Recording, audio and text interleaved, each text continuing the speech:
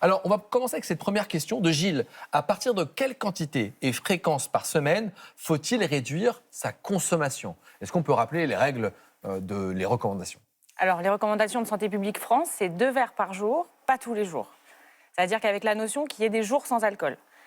Donc, la consommation quotidienne est problématique et il y a aussi une question de quantité. Après, ça, c'est pour un risque de santé.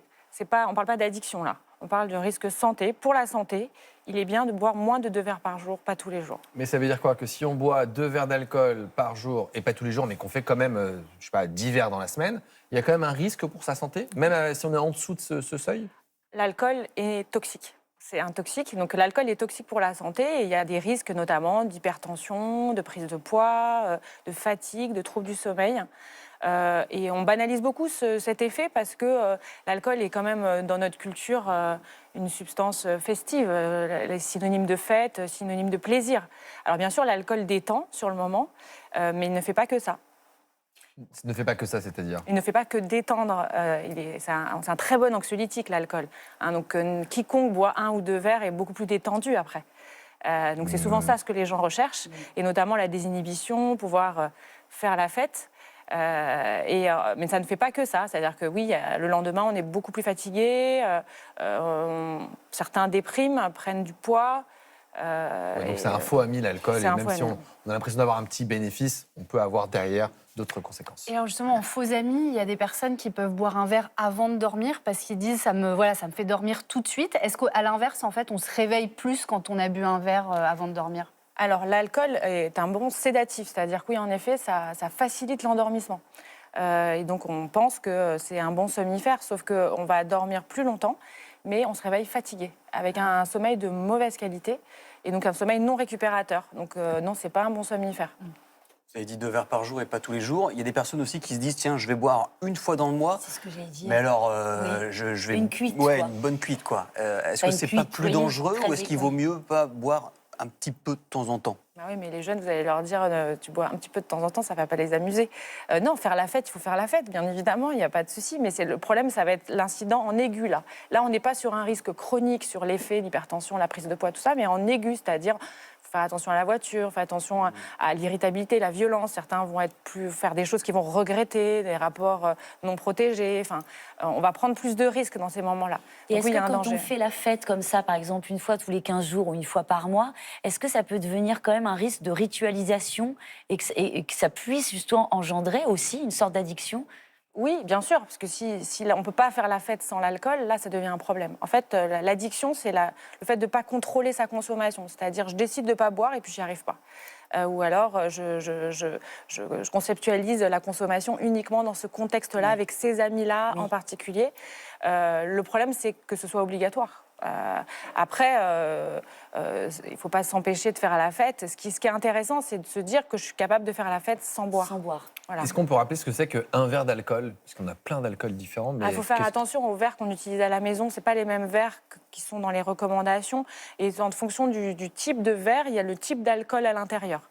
Donc 25 centilitres de bière. Il faut que ce soit une bière non forte, donc une bière légère, à 3-4 degrés. Et là, donc à 250 millilitres, ça correspond à une unité. Un petit ballon de rouge, donc un petit verre de vin, c'est 10 grammes, c'est une unité. Pour avoir un peu une idée aussi, pour avoir une différence entre alcool fort et alcool pas fort, même si ça n'existe pas.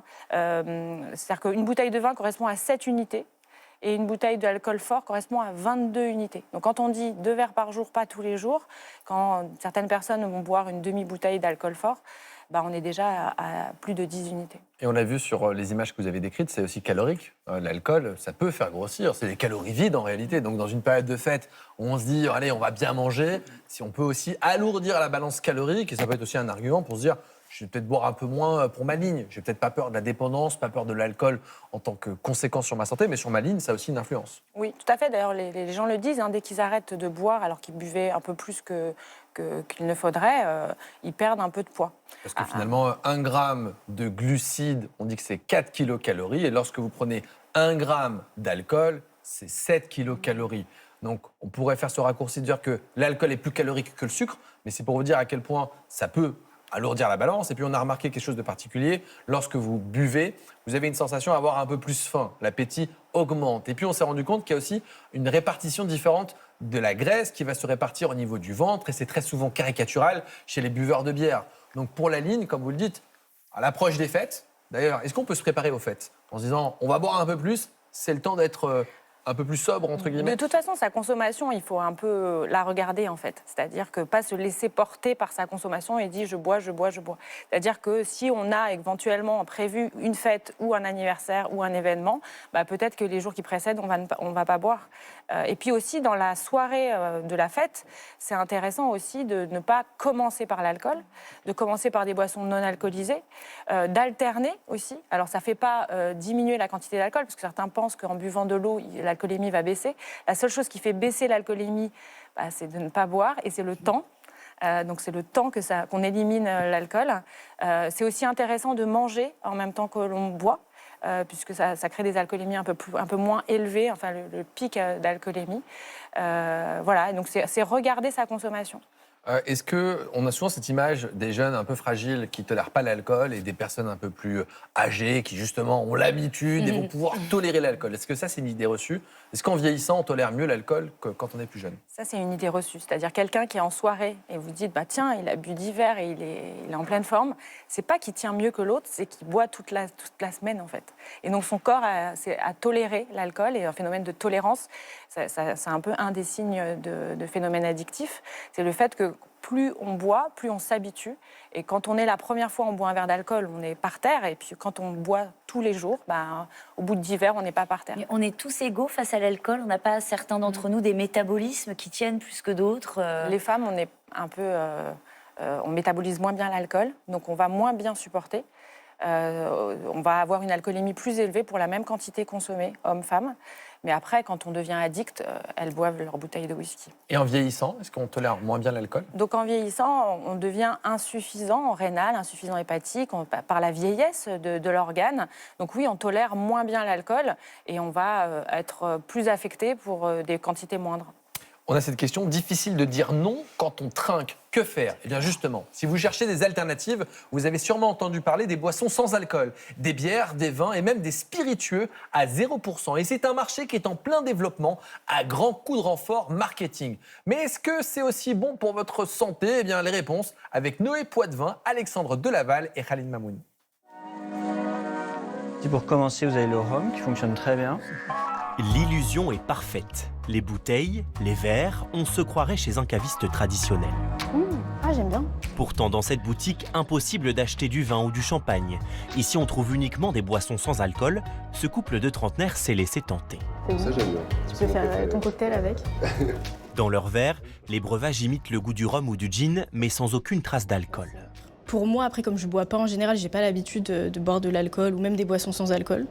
D'habitude, je reste à l'eau. Sur l'Amarito, là, j'ai bien aimé. Ça me rappelle clairement l'Amarito classique, donc vraiment une liqueur d'amande, voilà, qu'on peut mélanger à un cocktail ou qu'on peut boire pur. Après, il n'y a pas le côté alcoolisé et le côté qui chauffe un petit peu. Mais voilà, c'est très satisfaisant, je dirais. Le goût sans l'ivresse. Les clients se prennent au jeu. Là, c'est un rhum antillais qui est désalcoolisé. Donc il a tout du rhum sauf l'alcool. Là, il y a vraiment 0,0 d'alcool. Il n'y a même plus d'infimes traces. Et vous n'avez pas de sucre. Ça, c'est surprenant. C'est surprenant parce qu'il y a tout du rhum sauf l'alcool. Par contre, le reste est là, oui. Cette boutique s'est spécialisée dans le sans-alcool. Aucune bouteille ne dépasse ici 0,5 degrés. Bière, vin, effervescent, il y en a pour tous les goûts. Nous, notre idée, c'était vraiment de proposer deux options, soit des simili-alcools, qui ressemblent à l'alcool, parce qu'encore une fois, c'est rassurant, on connaît, c'est plus facile, soit au contraire d'aller vraiment montrer qu'il y a une infinité de choix possibles, alors que ce soit plutôt dans l'univers des cocktails, mais aussi des boissons qui sont plutôt faites pour aller à table. Les prix s'alignent sur les versions alcoolisées. Des références de plus en plus nombreuses, ces rayons s'étoffent d'année en année. On a ouvert ce magasin il y a à peu près 3 ans. On avait 250 bouteilles, tout rayon confondu. Maintenant, on est à plus de 550, donc ça a plus que doublé. Et encore, si on avait plus de place, on pourrait en mettre encore plus. En France, le marché est en pleine expansion. On estime sa croissance à 10% par an. Impossible de passer à côté au supermarché. Comment expliquer ce succès ? Nous avons apporté quelques bouteilles à une experte de la consommation. Marketing soigné, slogan, rien n'est laissé au hasard selon elle. Ce qui n'était pas évident, c'est-à-dire arriver dans une soirée, à un apéritif et dire je ne consomme pas d'alcool, là est revendiqué, il y a même le sans-alcool, merci. Et puis là, on a la bouteille de vin classique, pas d'alcool, pas de regrets, pas de conséquences, pas de limites. C'est un message qui est beaucoup plus positif et qui n'est pas du tout justement un peu honteux ou gênant. Des boissons qui tentent de se démarquer avec la promesse d'une expérience plus authentique. C'est sans alcool, mais il y a quelque chose de l'ordre du bénéfice santé. On vend cette expérience de bien-être, de convivialité, mais sans conséquences. La consommation est-elle sans risque? Si l'alcool a disparu de ces boissons, le geste et la sensation restent les mêmes. Et cela n'a rien d'anodin pour ce médecin addictologue. Il y a aussi un certain nombre de jeunes qui ont commencé à s'initier au tabac via la vapoteuse. On risque d'avoir le même effet avec les boissons sans alcool, puisqu'encore une fois, on va rentrer dans les mêmes séquences. On va banaliser lors de l'apéro, les rencontres entre amis où il y a de l'alcool. Effectivement, au début, il n'y en aura pas. Et puis après, au fur et à mesure, ce rythme est imprimé. Attention aussi à la composition de ces boissons. Certaines affichent un taux de sucre élevé. Alors, on a beaucoup parlé pendant ce sujet parce que ça fait réagir. Ah ouais. Alors, docteur Koskas, bien ou pas ces boissons sans alcool? C'est un bon palliatif, mais il faut s'en méfier. C'est-à-dire que, en tout cas pour les patients addicts, c'est un gros risque de rechute parce que ça ritualise de nouveau. C'est un peu dans la gestuelle, c'est-à-dire qu'on garde cette idée qu'il faut boire une boisson de cette manière-là. Et puis pour les jeunes, ça les conditionne à plus tard à continuer à boire dans ces packagings-là. Et on voit bien, en effet, que les bouteilles ressemblent bien aux autres bouteilles. Et puis c'est extrêmement riche en sucre. Et donc une boisson sucrée, il y a des alcoolémies très élevées et puis il y a toutes les conséquences liées au sucre. Est-ce qu'il y a des jours où vous avez du mal à dire non à des gens qui vous proposent de boire un verre de façon festive en disant mais on va boire mais vous n'avez pas envie et du coup vous dites mais je passe pour quelqu'un d'un peu chiant? Non mais Moi, avec je préfère Benjamin, ne pas on y aller. n'arrive pas à dire non. Ouais, moi je préfère ne pas y aller. Pareil. Annuler la soirée en disant non, je ne suis pas disponible parce que si je viens, non, ça va être trop compliqué. En vous écoutant, on s'est rendu compte, moi je n'arrive pas à dire non. C'est-à-dire que je pars avec l'intention de ne pas boire, alors je ne me mets pas à l'envers non plus, mais au bout d'un moment, au bout d'un quart d'heure, je cède. Je cède pour faire partie de la bande, pour faire partie de la fête. Je n'arrive pas à dire non. Parce que ceux qui boivent vont être un peu plus désinhibés et vous avez l'impression que vous n'allez pas rire aux mêmes blagues. Et puis très je vous assure honnêtement, que les blagues sont mieux. j'aime aussi. le goût du vin, j'aime un bon vin avec une petite viande ou un poisson. J'aime ça, ça Mais fait ça, partie. c'est pas de l'excès, c'est du plaisir. Non, mais c'est vrai que je ne vais pas. J'arriverai pas à boire qu'un verre, ça, mais je me rends compte. On va prendre rendez-vous. Non, mais je me dis qu'on a tous, pas une addiction, mais ma foi, ça fait partie de nos vies. Culturellement, oui. Culturellement. Et puis on rappelle qu'on est au MAC de la santé, qu'il n'y a pas de consommation d'alcool sans risque, d'accord? On le rappelle, le vin, c'est pas bon pour la santé. Vous pouvez boire si vous le souhaitez, mais l'alcool est associé à de nombreuses maladies, plus de risques d'hypertension artérielle, de diabète, de nombreux cancers, les accidents de la route, de troubles de l'humeur avec des dépressions. Donc soyez vigilants et n'oubliez pas qu'on est une émission de santé. D'ailleurs, à propos de médicaments, on a Christelle qui nous dit prendre du lithium, donc un régulateur de l'humeur, du lévothyrox pour sa thyroïde. Elle nous demande est-ce que c'est compatible avec la consommation d'alcool. Elle remarque d'ailleurs qu'elle a souvent des maux de tête après avoir bu. Alors, le lithium est très sédatif. C'est un médicament qui régule, en effet, les troubles bipolaires. Et il a un effet sédatif, c'est-à-dire qu'il fatigue. Donc, tous les médicaments sédatifs sont un peu contre-indiqués avec l'alcool, puisque l'alcool va potentialiser cet effet. Et donc, du coup, elle risque de faire des malaises, de s'endormir plus facilement. Et puis, peut-être aussi moins bien métaboliser l'alcool. On a François qui nous pose cette question. Est-ce que le sport et l'activité physique peuvent compenser les effets de l'alcool? C'est vrai qu'on se dit, allez, je fais un excès, à côté de ça, on va éliminer. C'est un peu psychologique. Il n'y a rien qui baisse les effets de l'alcool, comme je vous l'ai dit tout à l'heure. Ça peut aussi, bien évidemment, ça veut dire que c'est un jour peut-être avec une meilleure hygiène de vie, ce jour d'après, donc c'est toujours bien. Mais ça ne va pas compenser ce qu'on a bu la veille. Le fantasme de on transpire le lendemain, on fait du sport, on se fait un hammam, ou ça ne sert à rien. Bon, on va revoir notre copie. Et même chose pour le café, souvent on est là en fin de soirée en disant tiens, mais non, prends un café et ça va aller mieux. Ça va réveiller. Non, ça n'a aucun effet. Ça n'a aucun effet. En fait, ça va compenser l'effet sédatif de l'alcool parce qu'au bout de la soirée, on est un peu KO quand même quand on a trop bu. Et donc, du coup, vous prenez le café, vous avez l'impression que ça va un petit peu mieux, mais l'alcoolémie sera la même. Et vous parliez des médicaments. Quand on est sous antibiotiques, on est d'accord, on évite l'alcool? Oui, de toute façon, tous les médicaments ne sont pas conseillés à prendre avec les antibiotiques, avec l'alcool, mais pas spécialement les antibiotiques. En fait, c'est plutôt tous les traitements sédatifs, en fait. Moi, je dis quand même aux patients que je vois, boire ou guérir, il faut choisir. Vous avez une méga sinusite de la mort. Vous me demandez si vous pouvez boire ce soir. Bon, c'est que vous n'avez peut-être pas si mal que ça. Faites comme vous voulez. Moi, je ne veux pas la boire, mais vraiment, choisissez. Tranquille. On a une question. J'ai une consommation hebdomadaire d'anisette le samedi, un alcool blanc qui me rend euphorique. Qu'en pensez-vous?